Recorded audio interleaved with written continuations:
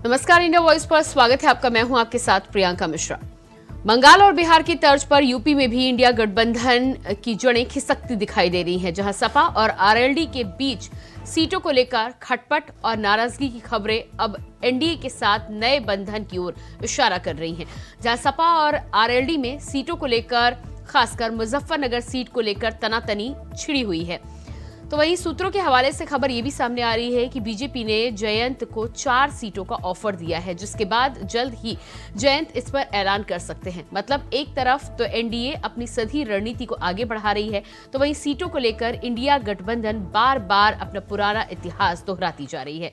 कुल मिलाकर देखना यह होगा कि जयंत अगर एनडीए का साथ चुनते हैं तो जयंत के दोनों हाथों में लड्डू होंगे, लेकिन इसके बाद इंडिया गठबंधन किस तरह से आगे बढ़ेगा, आज हम इसी पर करेंगे बातचीत। यूपी में इंडिया गठबंधन की रणनीति पर करेंगे बातचीत, लेकिन उससे पहले आपको दिखाते एक रिपोर्ट। चौधरी जी बहुत सुलझे हुए इंसान हैं, बहुत पढ़े लिखे हैं, राजनीति को वो समझते हैं। मुझे उम्मीद है कि किसानों की लड़ाई और उत्तर प्रदेश की खुशहाली की तरफ जो संघर्ष चल रहा है। सुना आपने, अब अचानक से अखिलेश यादव के इस बयान के क्या मायने निकाले जाएं? आपको समझाएं, उससे पहले जरा पूरी रूपरेखा समझिए। लोकसभा चुनावों में एनडीए की जीत की हैट्रिक रोकने के लिए बने इंडिया गठबंधन का ऐलान गर्मजोशी से हुआ, लेकिन धीरे धीरे ये गठबंधन अब ताश के पत्तों के बने पिरामिड की तरह बिखरता हुआ नजर आ रहा है। और ऐसा हम नहीं कह रहे, ऐसा वो घटनाएं बता रही हैं जो फिलहाल के महीनों में देखने को मिली है। फिर चाहे ममता बनर्जी का गठबंधन की सबसे बड़ी पार्टी कांग्रेस को पानी पी पी कर कोसना हो, या फिर गठबंधन के सूत्रधार रहे नीतीश कुमार का खुद के ही बनाए गठबंधन को छोड़कर एनडीए में शामिल होना हो, या भगवंत मान का एक थी कांग्रेस वाला बयान। अभी पुराने घाव भरे नहीं थे कि गठबंधन को नई चोट की खबर यूपी की सियासत में तैरने लगी है। नया मामला है अखिलेश यादव के मित्रों में शुमार इंडिया गठबंधन का हिस्सा और आरएलडी सुप्रीमो जयंत चौधरी का। खबर है कि जयंत चौधरी इंडिया गठबंधन छोड़कर एनडीए में शामिल हो सकते हैं। और यकीन मानिए, ये खबर भले ही सूत्रों से है, लेकिन पक्की बताई जा रही है। दरअसल समाजवादी पार्टी की हमजोली आरएलडी सीटों के बंटवारे पर सपा से खफा है। सपा ने आरएलडी को 7 सीटें देने की घोषणा की। इनमें से भी 2 सीटों पर आरएलडी के चुनाव चिन्ह पर सपा नेता के चुनाव लड़ने की बात कही जा रही है, यानी 2 सीटें वैसे भी सपा नेताओं को मिलनी है। इसके अलावा वोट शेयरिंग को लेकर भी संशय है। वहीं आरएलडी बीजेपी से कैराना, अमरोहा, मथुरा समेत मुजफ्फरनगर और मथुरा सीट की मांग कर रही है। वहीं बीजेपी आरएलडी को बागपत, कैराना, मथुरा और अमरोहा सीट ऑफर कर रही है। ऐसे में बीजेपी ने मौका देखकर चौका मार दिया। पश्चिमी उत्तर प्रदेश को देखते हुए बीजेपी ने आरएलडी को ऑफर दिया है। आरएलडी को 4 लोकसभा सीटें, 1 राज्यसभा की सीट के साथ साथ यूपी में 2 मंत्री पद का ऑफर दिया है, जिस पर जयंत चौधरी लगभग तैयार भी है। हालांकि जब ये खबर यूपी की राजनीतिक फिजाओं में गूंजी तो सपा की तरफ से कई बयान सामने आए। देखिए, भारतीय जनता पार्टी के लोग मेहनत कर रहे हैं। हम जानते हैं सर घूम जाइए सर। अरे वो इंडिया गठबंधन से मिल करके ही चुनाव लड़ेंगे। अफवाहें चल रही हैं और जो आरएलडी पार्टी है उन्होंने हमेशा से किसानों का साथ दिया है और किसानों की आवाज बुलंद करी है संसद के माध्यम से और संसद के बाहर भी। और जिस तरह हम जानते हैं कि चौधरी चरण सिंह जी की पार्टी रही है और जिसने हमेशा समर्थन किया किसानों का, तो मैं नहीं समझती जयंत चौधरी जी ऐसा कोई कदम उठाएंगे, जो खुद भी एक राज्यसभा मेंबर हैं। जयंत चौधरी जी चौधरी चरण सिंह जी के बेटे हैं, अजीत सिंह जी के बेटे हैं। चौधरी चरण सिंह ने पूरे जीवन किसानों के लिए लड़ाई लड़ी, सिद्धांतों की लड़ाई लड़ी है। और मैंने तो मैं गौरवान्वित होता हूँ जो मैंने जयंत जी का बयान हमने भी छापा है कि जीवन रहे या न रहे, हम डिगने वाले नहीं है, टूटने वाले नहीं है। जयंत जी पर पूरा विश्वास है। दरअसल जयंत चौधरी ये नया राजनीतिक प्रयोग भी कर सकते हैं। इसकी कई वजह है। जयंत चौधरी की अगुवाई में आरएलडी का प्रदर्शन पिछले चुनावों में निराशा भरा रहा। पश्चिमी यूपी में जाट और मुस्लिम बहुल इलाके में 2014 में भी आरएलडी 8 सीटों में से एक भी सीट पर जीत हासिल नहीं कर पाई थी। वहीं 2019 के लोकसभा चुनाव में 27 सीटों में से बीजेपी ने 19 सीटों और बीएसपी और समाजवादी पार्टी ने 4-4 सीटों यानी कुल 8 सीटों पर जीत हासिल की थी। 2019 में सपा बसपा के साथ गठबंधन में 3 सीटों पर चुनाव लड़ने वाली आरएलडी को एक भी सीट पर जीत नहीं मिली थी। जयंत चौधरी के पिता चौधरी अजीत सिंह के बारे में कहा जाता था कि उनमें ये काबिलियत कूट कूट कर भरी थी कि वो राजनीति में हवा का रुख किस ओर है बखूबी समझते थे और उन्हीं के नक्शे कदम पर बढ़ते हुए जयंत चौधरी भी देर से ही सही लेकिन राजनीतिक हवा का रुख समझ रहे हैं और लंबे समय से सत्ता से दूर रहकर एनडीए में शामिल होकर दिल्ली से लेकर लखनऊ तक बड़ा राजनीतिक फायदा लेना चाहते हैं। एनडीए में जाने के फैसले पर भले ही जयंत चौधरी की हाँ का बयान नहीं आया हो, लेकिन सियासत में चल रही खबर का उन्होंने खंडन भी नहीं किया। अब देखना ये होगा कि जयंत चौधरी का अगला कदम क्या होगा। Bureau report, India voice. तो बंगाल और बिहार की तरह उत्तर प्रदेश में भी जिस तरह से इंडिया गठबंधन की जड़ें खिसकती हुई नजर आ रही हैं, अब देखना ये होगा कि जयंत चौधरी का फैसला क्या आता है और अगर एनडीए के साथ जयंत हाथ मिलाते हैं तो इंडिया गठबंधन की स्थिति क्या रह जाती है। इसी पर आज हम करेंगे चर्चा। हमारे साथ राज शर्मा, नेता कांग्रेस, जुड़ चुके हैं, स्वागत है आपका।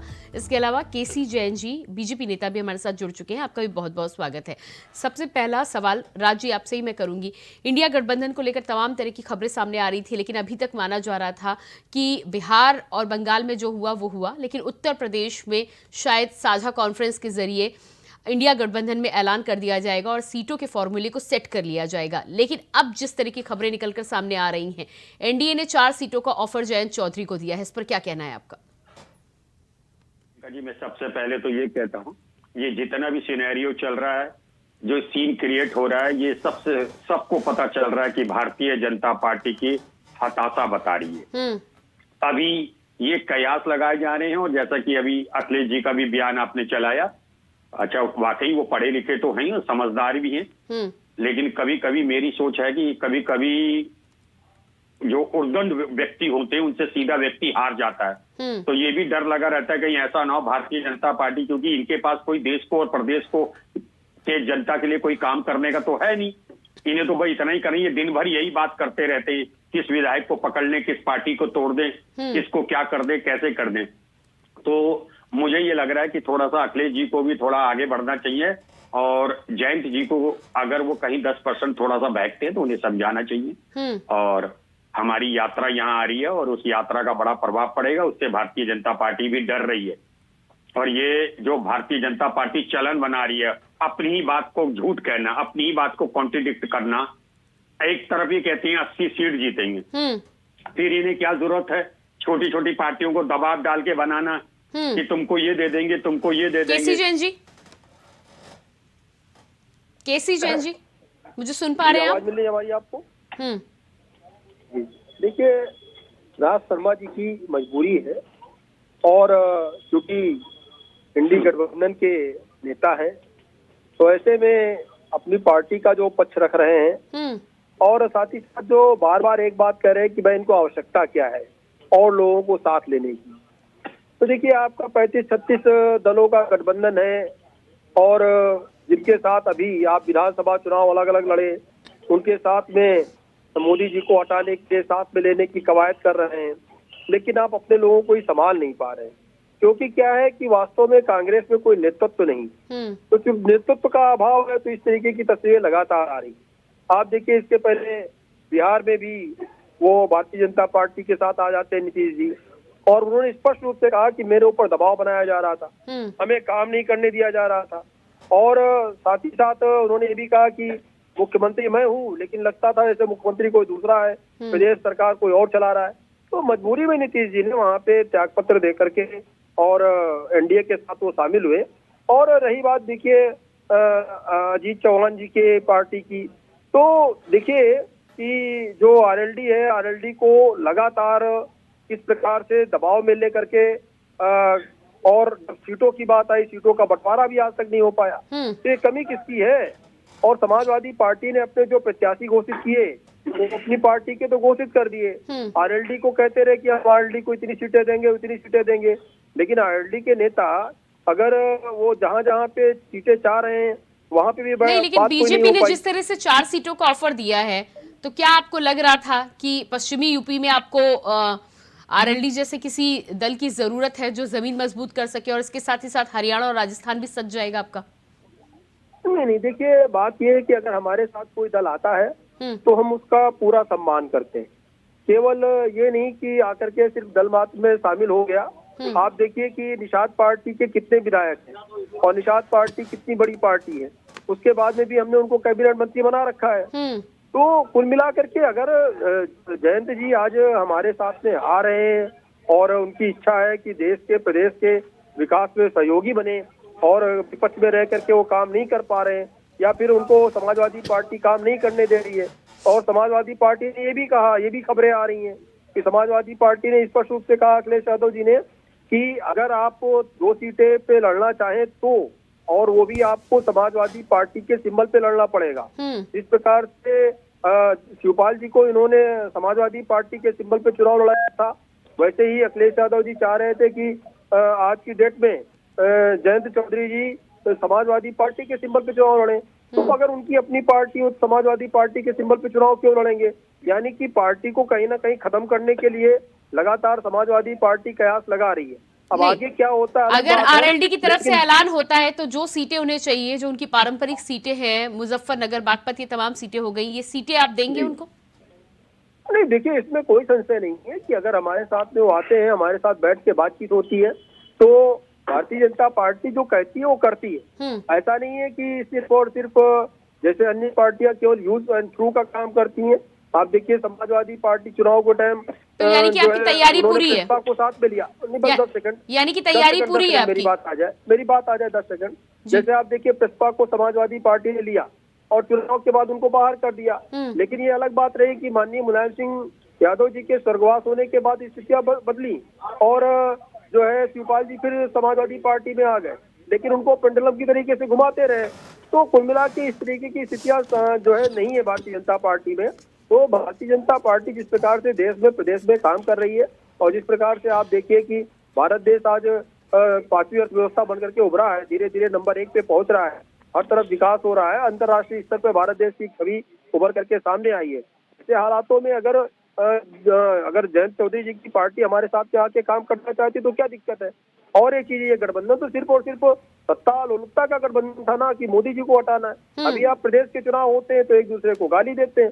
जनता इन चीजों को भूल थोड़ा जाएगी। अभी आप देखिए राजस्थान में चुनाव ठीक है, उनका गठबंधन बीजेपी और मोदी जी को हटाने के लिए था, लेकिन आरएलडी को जो आपने ऑफर दिया है वो जाट और किसानों को साधने के लिए नहीं दिया गया क्या? देखिए किसान, अभी आप देखिए कि 2022 का जो इलेक्शन हुआ, 2022 के इलेक्शन में भारतीय जनता पार्टी ने फिर से पार्टी रिपीट की, माननीय योगी जी फिर से मुख्यमंत्री बने। तब जयंत जी हमारे साथ तो नहीं थे, उस समय तो जयंत जी बाहर थे। हाँ, लेकिन 22 में जयंत जी की पार्टी को 9 सीटें जरूर मिली हैं। 9 सीटें मिली, अगर 9 सीटें विधानसभा की 9 सीटें और क्या 9 सीटों का प्रतिनिधित्व 4 सीटों पे लोकसभा में हो सकता है? और आप ये भी तो देखिए इसके पहले लोकसभा की सीट में वो एक भी सीट नहीं निकाल पाए, जब बहन जी के साथ और इनके साथ गठबंधन भी था अखिलेश यादव जी के साथ में, तो क्या जयंत जी वहाँ पर सीटें को निकाल पाए? इसके पहले भी सीटें एक भी नहीं निकाल पाए, सीटें नहीं निकाल, हाँ ठीक है, सीटें नहीं निकाल पाए, लेकिन दूसरे नंबर पे जरूर रहे जी। अगर उनका इतना प्रतिनिधित्व होता और जनता उनके साथ होती, अगर उनके पास 2-4 सांसद होते, ठीक है केसी जैन जी, को लेने के लिए आप उनको साथ में ला रहे हैं। हाँ ठीक है, हमारे साथ केसी जैन जी आपके पास आती हूँ मैं, केसी जैन जी आती हूँ मैं आपके पास। हमारे साथ अनिल पाठक वरिष्ठ पत्रकार भी जुड़ चुके हैं।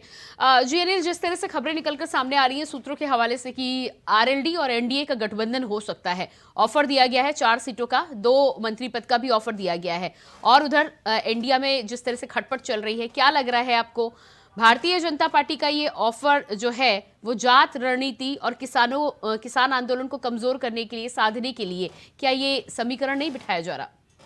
हाँ, बेशक मैं बता दूं कि इस वक्त मैं राष्ट्रीय लोकदल के लखनऊ स्थित कार्यालय पे बैठा हुआ हूँ। यहीं पे मैं आपके साथ लाइव हूँ।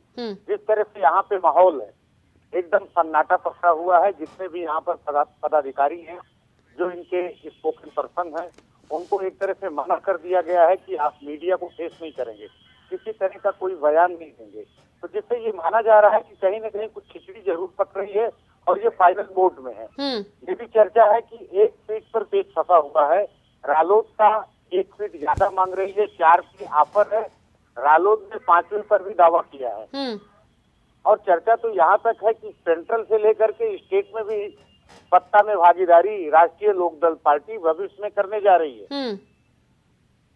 और ये समाजवादी पार्टी के लिए, कांग्रेस के लिए बहुत बड़ा झटका साबित हो सकता है ये। ठीक है, हमारे साथ राज जी भी लगातार बने हुए हैं। जी राज जी, क्या कहना है इसके बाद आपका? मैं तो एक ही बात कहना चाहता हूँ प्रियंका जी कि Bharatiya Janata party we mart के शोरूम की तरह बन गई। अभी देखिए, ये आप ही ने बताया कि ये लोग लालच दे रहे हैं। अरे लेकिन राज शर्मा जी, यदि आपके साथ ही आप संभाल ना पाए तो उसके बाद तो फिर राजनीति है। राजनीति में तो आपकी पार्टी में भी तो दूसरे पार्टियों से लोग आते हैं ना। देखिए प्रियंका जी, देखिए मानव प्रवृत्ति होती है, चाहे छोटा बच्चा हो उसे भी सामान लेने भेजोगे तो टॉफी का लालच दिया जाता है। ये मानव प्रवृत्ति है, इसे आप डिनाई नहीं कर सकते। लेकिन राजनीति में कुछ सिद्धांत हुआ करते थे, जिन सिद्धांतों को 2014 के बाद भारतीय जनता पार्टी ने, हालांकि भारतीय जनता पार्टी कहना बेकार है, ये बेटी जलाओ पार्टी है, इन लोगों ने उस सिद्धांतों को खत्म कर दिया। अब देखिए, हम खास जो राजनीति में इंटरेस्ट नहीं लगते थे वो भी कह रहे हैं कौन सा विधायक बिकेगा, कौन सा खरीदेगा। मैं बार बार एक चीज जानना चाहता हूं जैन साहब से कि यह मेरे देश के जो बड़े नेता जो सरकार में बैठे हैं आपकी पार्टी के, आपस में वो लोग क्या बात करते होंगे? मुझे तो नहीं लगता कि देश के शिक्षक की बात करते होंगे, रोजगार की बात करते होंगे। भारतीय जनता पार्टी को इस बात का डर है कि ये सत्ता से भागने वाली है। जहां ये एक बात कहती है, अपनी बात को ये कॉन्ट्रडिक्ट करती है। एक जगह कहती है कि मैं 80 सीट जीतूंगी उत्तर प्रदेश में। जब 80 सीट जीतेंगे तो ये आरएलडी से क्यों करना चाह रहे हैं? पटेल साहब से क्यों करना चाह रहे हैं? राजभर साहब से क्यों करना चाह रहे हैं? आखिर इनके क्या है? ये मुझे कैसी जैन साहब यहीं आपके चैनल में नहीं राज जी, वो तो उनकी रणनीति है ना राज जी, वो तो उनकी रणनीति है ना। आप अपने साथियों के साथ बैठ के भी सीट शेयरिंग का फॉर्मूला सेट नहीं कर पा रहे और वो अपनी रणनीति के साथ आगे बढ़ पा रहे। यदि आपके साथी उनके साथ जाने के लिए तैयार हैं, बुलावा तो, नंबर तो सबके फोन में सबके होते हैं ना, बुलावा तो दिया ही जाता है, आप भी कोशिश कर रहे होंगे। मैं प्रियंका जी एक और बात कहना चाहता हूँ कि जब जो सत्ता पार्टी होती है, पार्टी राजनीति कोई भी हो, मेरा ये मानना है कि उन्हें एक ऐसा दिशा और परिपाटी डालनी चाहिए जिससे देश की जनता को खुशी मिले कि जिस सरकार को हमने चुना वो सरकार अपने स्वाभिमान को नहीं बेचती। और ये जिम्मेदारी सरकार की है, ये जिम्मेदारी सरकार की, विपक्ष की नहीं है। केसी जैन जी, जो हाँ मैं बोल रहा हूँ, अगर जो कुर्सी हमारे संग अगर आरएलडी के रहते हैं तो वो बिना लालच के, हमारे पास क्या आज, हमारी तो सत्ता है नहीं, लेकिन ये लोग क्या कर रहे हैं, ये इतना लालच दे के, मतलब देखिए आप, इन्हें सत्ता कितनी प्यारी है। क्या आपने प्रधानमंत्री जी को किसी भी भाषण में रोजगार के बारे में बात करते देखा, स्वास्थ्य सुविधाओं की बात करते देखा? मैंने पहली बार देखा विपक्ष को कोसता है, पक्ष कोसता है। कभी कभी यह है मतभेद, लेकिन आप अगर 1.25 घंटे में 65 से 70 मिनट अगर कांग्रेस में ही बोलते रहोगे तो आपको देश इसलिए नहीं चुना था। आपको देश ने इसलिए प्यार से बहुमत नहीं दिया था कि आप सिर्फ विपक्षियों को कोसते रहो। आप बताइए सदन के पटल पे कि मैंने रोजगार दिया। केसी जैन जी, आपका जवाब। केसी जैन जी, एक मिनट, मैं एक सेकंड। केसी जैन साहब कह रहे हैं कि अंतरराष्ट्रीय पटल पे देश का नाम हुआ। कहां हो गया भाई, किस पे हो गया है? तब कहूंगा तो अच्छा नहीं लगेगा। वो प्रधानमंत्री वो शख्स होना चाहिए जो आंख से आंख मिला के बात करे। फिर और मेरा तो मानना है कि प्रधानमंत्री को एटलीस्ट किसी भी पार्टी को उन्हें झूठ नहीं बोलना चाहिए। अगर प्रधानमंत्री मेरे देश का झूठ बोले तो फिर मुझे लगता है मेरे जैसे व्यक्ति की तो बिसात ही क्या है। केसी जैन जी, सुन पा रहे हैं आप मुझे? हमारी आपको जी, हेलो जी, जवाब दीजिएगा। जी देखिए, दरअसल क्या है कि कांग्रेस पार्टी के अंदर बहुत ही ज्यादा हताशा है और जिस समय बिहार में जो घटनाक्रम हुआ उसके पहले भी हमने, राज शर्मा जी एक बार बैठे थे तब भी हमने ये बात कही थी एक चैनल पे, शायद आपका ही चैनल था, कि कई सारे दल हमारे संपर्क में हैं।